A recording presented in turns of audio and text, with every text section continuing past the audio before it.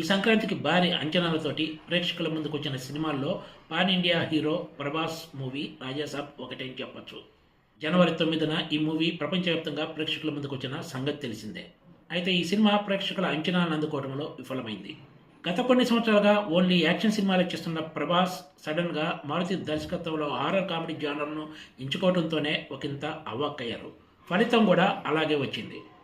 సంక్రాంతి బరిలో నిలిచిన సినిమాల్లో ఒక్క రాజాసాబ్కు తప్ప మిగిలిన సినిమాలన్నిటికీ పాజిటివ్ టాక్ రావడంతో ఈ సినిమా కలెక్షన్స్పై భారీ ఎత్తున ప్రభావం పడింది. బాక్సాఫీస్ దగ్గర ఆశించిన ఫలితాన్ని సాధించలేకపోయిన ఈ మూవీ ఇప్పుడు ఓటీటీలోకి వస్తుంది. ఫిబ్రవరి 9 నుంచి ఈ సినిమా జియో హాట్స్టార్లో స్ట్రీమింగ్ కానుంది. ఈ విషయాన్ని జియో హాట్స్టార్ అధికారికంగా వెల్లడించింది. ఈ సినిమాలో ప్రభాస్కు జోడీగా ఏకంగా 3 హీరోయిన్స్ని పెట్టారు. అయితే ఇందులో కాస్త ప్రాధాన్యత దక్కింది మాత్రం మాలవిక మోహనన్, నిధి అగర్వాల్కు మాత్రమే అని చెప్పొచ్చు. 3వ హీరోయిన్ రిద్ది కుమార్కు ఈ సినిమాలో అంతగా ప్రాధాన్యత దక్కలేదు. నిర్మాణ సంస్థ పీపుల్ మీడియా రాజాసాబ్ సినిమాపై భారీ ఆశలే పెట్టుకున్న ఫలితం మాత్రం తీవ్ర నిరాశపరిచిందనే చెప్పాలి. బాక్సాఫీస్ వద్ద దారుణ ఫలితాన్ని చవిచూసిన రాజాసాబ్ మరి ఓటీటీలో ఎలాంటి ఫలితాన్ని దక్కించుకుంటుందో వేచి చూడాల్సిందే.